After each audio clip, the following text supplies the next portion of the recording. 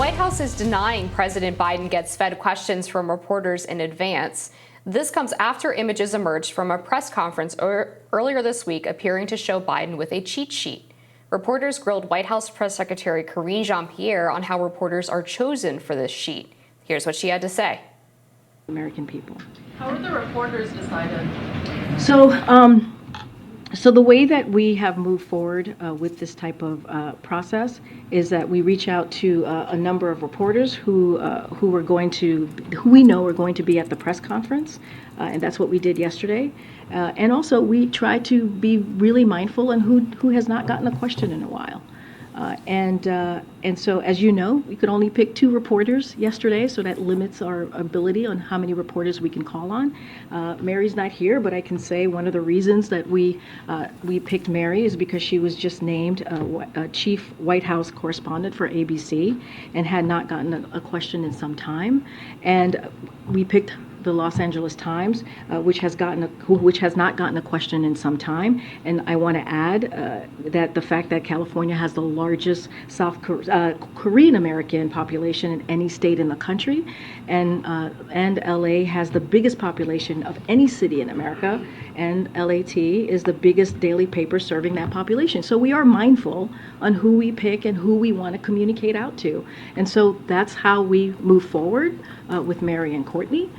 We thought that is pretty reasonable, wanting to, as we have the South Korean president with us during this press conference, because we wanted to also communicate with the Korean American. So that's usually how we move this process forward.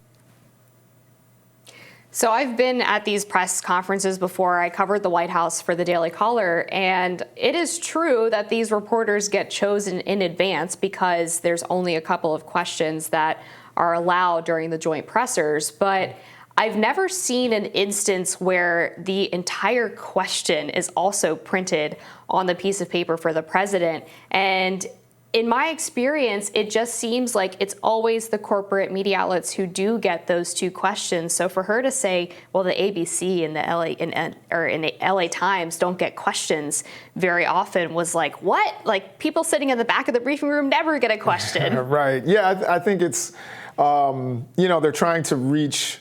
If I were to make an argument for Karine Jean-Pierre, I would say you're trying to reach the largest audience. So you can take something from the Daily Caller, a question from the Daily Caller, or you could take it from ABC News, which is, going to reach a really large audience. Of course, everyone's at the same presser, but I think that's probably where they want to go with that. Also, this is the problem with partisan news. People are going to take questions from people who are friendly, and both parties do it.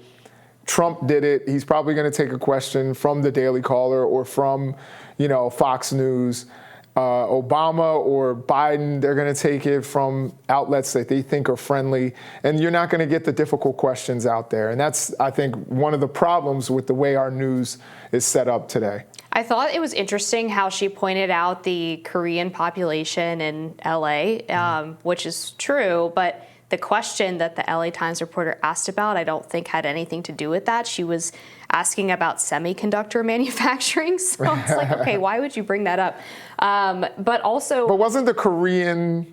He was, yeah, so he was there, but the question wasn't about that. So I didn't really understand why she would bring that up otherwise. But the main problem I have with this specific cheat sheet that we saw the image of, again, is the fact that there's this full question on there.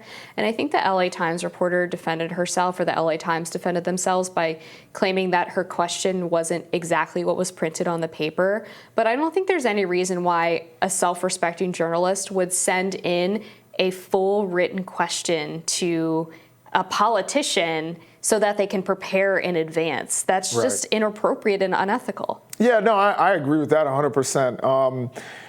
I think perhaps, I can't say this for sure, but perhaps they're trying to avoid a journalist going up there and airing our dirty laundry in front of the South Koreans and asking about something that didn't have anything to do with South Korea or international politics in that region, or about dealing with North Korea or dealing with China or any of the things that would affect South Korea. and that might actually embarrass the United States of America. Not embarrass Joe Biden, but embarrass actually our country by talking about some of our internal issues rather than what they were there to discuss. So I'm thinking that that's the thinking behind getting some of these, at least a broad idea of what questions are going to be asked. Yeah, and I know it's typical for the reporters to say, hey, I'm going to be at this press conference. Here's the topic that I want to ask about. Right. But a whole question, I think, is totally out of bounds. I agree. And I think that this would be less of a scandal in terms of reporters being like, why did you pick these particular people? If Biden gave more access to the press. He has been one of the least accessible presidents in modern times. He's only given one sit-down interview in the last year, and I believe it was to the Associated Press's Zeke Miller. He doesn't come out in the briefing room like Trump or Obama did. He doesn't really work the line out when he's boarding or deboarding Marine One very frequently. And even in the press briefings that do happen on mostly a daily basis with Karine Jean-Pierre, she tends to only take questions from the first two rows or the same reporters over and over and over again. So I just think a lot of this could be avoided if people could go to the briefing room and have a reasonable expectation that they're going to be called on and get to ask the question that they've been prepping for. No, I agree with that 100%. But the only thing that I'm going to disagree is that reporters had a whole lot of access to Trump. I think even with his press briefing room and his press secretary, they didn't have press briefings for what was it, like a year and a half? That was under Stephanie Grisham. But even if you include that period of time throughout the Trump 4 years, he actually did provide significantly more access overall than President Obama. Because every time that he would leave the White House to travel somewhere, he would speak to a press gaggle next to Marine One for as long as 20, Trump 30 minutes.